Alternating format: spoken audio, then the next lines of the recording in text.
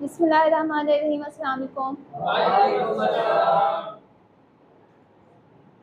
कल का lecture clear है सबको? क्या पढ़ा था?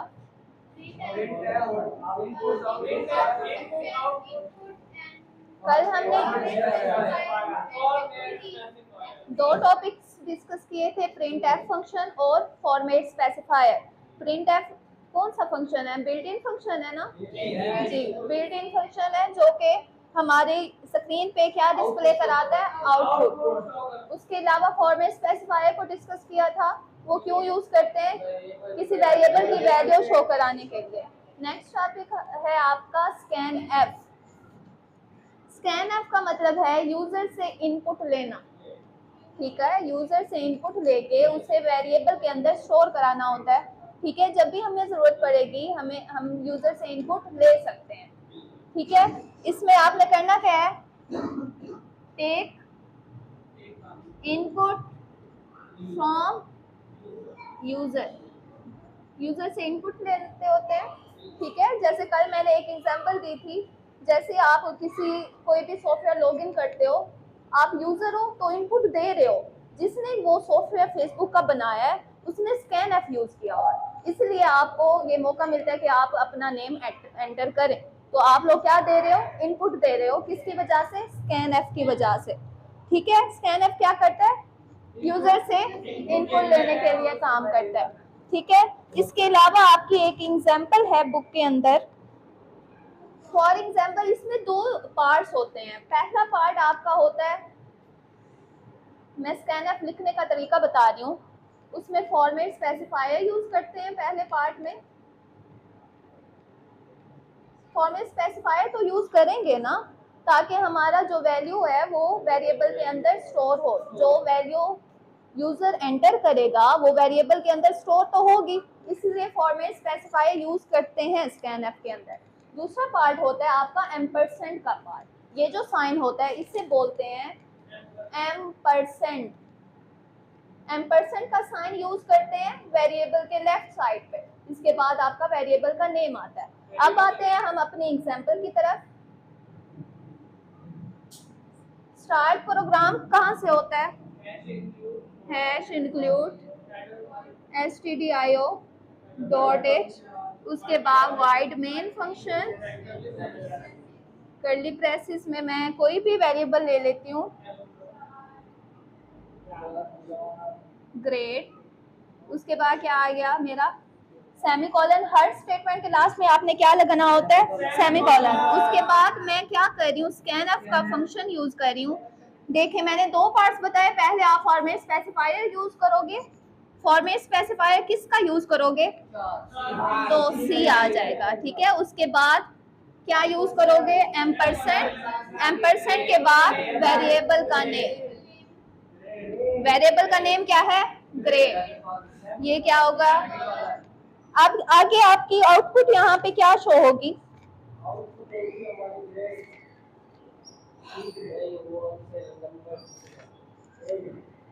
जो भी हमारा यूजर है वो नंबर एंटर करेगा। नंबर एंटर करेगा या करेक्टर एंटर करेगा? करेक्टर एंटर करेगा, ठीक है। इसलिए हमने क्या यूज किया? फॉर्मेट स्पेसिफायर सी। इस एग्जांपल की समझ आ गई है सबको? इसके बाद ये ब्रैकेट क्लोज। शॉर्ट क्वेश्चन जब आ जाए, सबसे पहले आपने डेफिनेशन लिखनी है, उसमें आपने दो पार्ट्स लिखने हैं, क्या क्या यूज होता है। उसके बाद आपने ये एग्जांपल देनी है, ठीक है। ये जो साइन होता है इसे क्या के बोलते हैं? एम्परसेंड। इस टॉपिक क्लियर है ये? चलें अब एक्टिविटी की तरफ आते हैं। आपकी 2.3 एक्टिविटी है, ठीक है। एक और एग्जांपल भी है, वो आप लोग कर लोगे, ठीक है। सेम इसी तरह है, स्कैन एफ और प्रिंट एफ यूज किया हुआ है उसमें, ठीक है। उसके बाद अब आते हैं, एक इम्पोर्टेंट नोट है, उसमें ये बताया गया है कि आप multiple variables, multiple format specifier एक ही स्कैन एफ के अंदर आप लोग यूज कर सकते हो, ठीक है। अगर हमारे पास बहुत से डाटा टाइप्स हैं, बहुत से वेरिएबल्स हैं, तो आप एक ही स्कैन एफ के अंदर फॉर्मेट स्पेसिफायर मल्टीपल यूज कर सकते हो, ठीक है। उसके बाद जैसे ही कि जितने वेरिएबल्स होंगे आप उतने एम्परसेंड साइन लगाओगे और उतने वेरिएबल यूज करोगे, ठीक है। अब आते हैं एक्टिविटी 2.3 पे। देखें बुक खोलें, पेज नंबर है आपकी 27 पे, एक्टिविटी 2.3। वो कह रहे हैं राइट अ प्रोग्राम, एक प्रोग्राम लिखें that takes roll number, roll number हमने यूजर से लेना है और मार्क्स लेने हैं परसेंटेज में और ग्रेड लेना है, किससे लेना है? यूजर से। उसके बाद हमने डिस्प्ले करवाना है जो भी उसने फॉर्मेट दिया हुआ है, बिल्कुल हमने इसी तरह का आउटपुट शो कराना है। ठीक है, आप प्रोग्राम स्टार्ट करते हैं। सबसे पहले स्टार्ट किससे हुआ? हेडर सेक्शन से, हेडर फाइल से। दूसरा पार्ट कौन सा होता है हमारा? Main section. उसके बाद क्या स्टार्ट होता है? Curly braces. उसके बाद पहला वर्ड क्या था? Role number. रोल नंबर के लिए मैंने डाटा टाइप यूज की इंट, क्यों? इंटीजर में होते हैं हमारे रोल नंबर। उसके बाद जो परसेंटेज हमारी होती है फ्लोट, पॉइंट में आ सकती है, इसलिए मैंने फ्लोट यूज किया। तीसरा हमारा क्या था? Variable grade. ग्रेड वेरिएबल के साथ करैक्टर यूज किया क्योंकि हमारे जो भी ग्रेड होते हैं एबीसी में होते हैं। ठीक है, उसके बाद 3 प्रिंटफ फंक्शन यूज किए, 3 स्कैनफ यूज किए। क्यों? क्योंकि हमारे पास 3 थे, आप लोग 7 भी यूज कर सकते हो, मल्टीपल यूज कर सकते हैं। अब मैंने अलग अलग यूज किया ताकि आप लोगों को समझ आए। पहला मैंने प्रिंटफ यूज किया एंटर द ग्रेड। वो सबसे पहले क्या एंटर करेगा? ग्रेड। मेरी आउटपुट क्या आएगी? Enter the grade. Enter the grade आ जाएगी। सबसे पहले ग्रेड उसने एंटर कर दिया ए।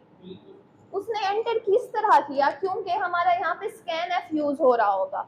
जैसे ही स्कैन एफ यूज हो रहा होगा, इसलिए हमारा जो कर्सर है यहाँ पे लिंक करेगा, उसके बाद यूजर यहाँ पे एंटर कर सकेगा। जैसे ही एंटर करेगा ए, उसके बाद आपने एंटर की प्रेस करनी है। स्कैन एफ में आप लोगों ने एंटर की प्रेस करनी होती है। जैसे ही ए एंटर करोगे, एंटर की प्रेस करोगे, उसके बाद क्या शो होगा? Enter the roll number. कोई भी रोल नंबर आप बता दें। 6 आ गया। ठीक है, उसके बाद देखें रोल नंबर ये आ गया।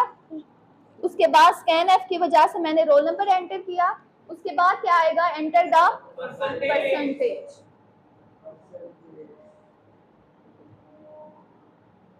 परसेंटेज लिखने कोई भी 80%। अब देखें यहाँ पे परसेंटेज एंटर हो गई। अब इस पार्ट को देखें, ये जो मैंने 3 प्रिंट एफ लिए हैं ना, बिल्कुल आपके जो आउटपुट शो किया हुआ है उसी तरह का मैंने फॉर्मेट रखना है। इसी वजह से मैंने इस तरह का आउटपुट लिया। ये देखें, ये जो /t है, ये /t का मतलब होता है टैब। टैब की स्पेस है आपकी बुक में, इसलिए वो काफी दूर है, इसलिए मैंने 2 टैब स्लैश यूज किए ताकि मेरी बिल्कुल आउटपुट उसी तरह शो हो। उसके बाद 2 कॉलम्स है ना, रोल नंबर के बाद 2 कॉलम्स। ठीक है, उसके बाद /t, एक ही टैब का स्पेस आ जाएगी। उसके बाद %d, जो भी परसेंटेज दी वैल्यू है उसकी, वो आ जाएगा। उसके बाद मैंने क्या किया? रोल नंबर के अंदर स्टोर करा लिया, तो मेरा रोल नंबर शो हो जाएगा। ये जिस तरह आपकी बुक में फॉर्मेट है, बिल्कुल इसी तरह की मेरी आउटपुट शो हो जाएगी। यहाँ पे मैं नहीं लिख रही क्योंकि आपकी बुक में लिखा हुआ, ये जो है बिल्कुल इसी तरह आपकी आउटपुट शो होगी। ठीक है, उसके बाद क्या किया मैंने? यहाँ पर भी /t यूज किया क्योंकि एक टैब का स्पेस था परसेंटेज के बाद। उसके बाद कॉलन आ गया, फिर टैब का स्पेस आ गया। उसके बाद यहाँ पे मैंने 2 यूज किया। क्यों? क्योंकि मेरी जो परसेंटेज की वैल्यू है, 2 पॉइंट के बाद 2 डिजिट शो करेगा यहाँ पे। ठीक है, यहाँ पे 2 लगाया, इसलिए 2 डिजिट शो करेगा पॉइंट के बाद। उसके बाद मैंने क्या किया? ग्रेड के बाद 2 स्पेस आ जाएगा। उसके बाद कॉलन शो होगा, फिर स्पेस, फिर कोई भी करैक्टर जो उसने एंटर किया ए यूज होगा। ठीक है, उसके बाद जो ग्रेड है उसके अंदर स्टोर हो जाएगा। ये आपका प्रोग्राम है, ये नोट कर लेना। नेक्स्ट आपका टॉपिक है गेट ch। नाम से जाहिर हो रहा है, इसका मतलब होता है गेट करैक्टर। यूजर से हमने क्या गेट करना होता है? करैक्टर को गेट करना होता है। मतलब जो भी हमारा यूजर है वो क्या रीड करेगा? जस्ट करैक्टर को रीड करेगा। ये फंक्शन क्यों यूज करते हैं? जस्ट करैक्टर को रीड करने के लिए। ये फंक्शन क्यों यूज करते हैं? जस्ट करैक्टर को रीड करने के लिए। इसके अलावा आपने the character entered by user, जो भी यूजर करैक्टर एंटर करेगा डज नॉट गेट डिस्प्ले, वो डिस्प्ले नहीं होता स्क्रीन पे। ठीक है, ये तो जो स्कैन एफ में हम एंटर करते थे शो होता था। ये जो है, जो भी करैक्टर वो एंटर करेगा या एबीसी में से कुछ भी एंटर करेगा, वो शो नहीं होगा। वो इसलिए करैक्टर शो नहीं होगा क्योंकि ये होल्ड करता है हमारा फंक्शन को, होल्ड, हमारे प्रोग्राम को जो होल्ड करता है एग्जीक्यूशन के लिए। एग्जीक्यूशन के लिए ये रुका रहता है, ताकि जैसे यूजर एक करेक्टर एंटर करेगा उसके बाद उसकी एग्जीक्यूशन स्टार्ट हो जाएगी और उसी टाइम टर्मिनेट हो जाएगा हमारा प्रोग्राम। ये इसलिए यूज होता है। ठीक है, 4 चीजें मैंने बताई हैं। पहला क्या करता है फंक्शन, यूजर से करेक्टर रीड करने के लिए यूज होता है और हमारा प्रोग्राम होल्ड करता रहता है जब तक यूजर कोई करेक्टर एंटर करेगा, उसी टाइम उसकी एग्जीक्यूशन स्टार्ट होगी और जैसे ही दूसरा करेक्टर एंटर हो करेगा वो टर्मिनेट कर जाएगा हमारा प्रोग्राम, और वो जो करेक्टर एंटर करेगा वो डिस्प्ले नहीं होगा। इसकी वजह से गेट ch फंक्शन की वजह से। एक इसकी एग्जांपल देख लेते हैं। इसके अलावा आपने इसकी एक लाइब्रेरी यूज करनी होती है conio.h। जब तक आप ये लाइब्रेरी यूज नहीं करोगे ये आपका प्रोग्राम नहीं होगा एग्जीक्यूट। ठीक है, जैसे 2 आपने हेडर फाइल यूज करनी होती है, एक तो यही वाली, ठीक है, std का क्या मतलब होता है, स्टैंडर्ड। उसके बाद दूसरी आपने लाइब्रेरी यूज करनी है #include conio.h। ये conio का मतलब होता है कंसोल, ठीक है, कंसोल इनपुट आउटपुट। ये आपने कब यूज करनी है, जब आपने ये वाला फंक्शन यूज करना हो। ठीक है, उसके बाद आपकी कर्ली ब्रेसेस स्टार्ट हो जाएंगी। आपकी बुक वाली एग्जांपल करती हूँ मैं। यहाँ पे है प्रिंट एफ, वो कह रहा है enter the key if you want to exit the program. मैं पूरा नहीं लिखती, ठीक है। उसके बाद क्या है हमारा, वही फंक्शन उसने लास्ट में यूज किया, गेट ch। अब इसकी आउटपुट पता है क्या आएगी, एंटर द की। जैसे ही वो एंटर करेगा कि हमारा प्रोग्राम एग्जिट हो जाएगा, लेकिन वो जो करेक्टर एंटर करेगा वो शो नहीं होगा। ठीक है, ये आपकी आज का लेक्चर था, सबको क्लियर है। गेट ch का आपने लास्ट में याद रखना है, ये इसका जो करेक्टर होता है ये स्क्रीन पे शो नहीं होता, स्कैनफ का जो करेक्टर होता है वो स्क्रीन पे शो होता है। ठीक है, और ये यूज किस लिए करते हैं, ताकि हमारी जो एग्जीक्यूशन है वो होल्ड करती रहती है जब तक यूजर करेक्टर एंटर नहीं करता। जैसे ही यूजर करेक्टर एंटर करेगा हमारा प्रोग्राम एग्जीक्यूट हो जाएगा और वो टर्मिनेट कर जाएगा। ठीक है, इसलिए हम ये फंक्शन यूज करते हैं।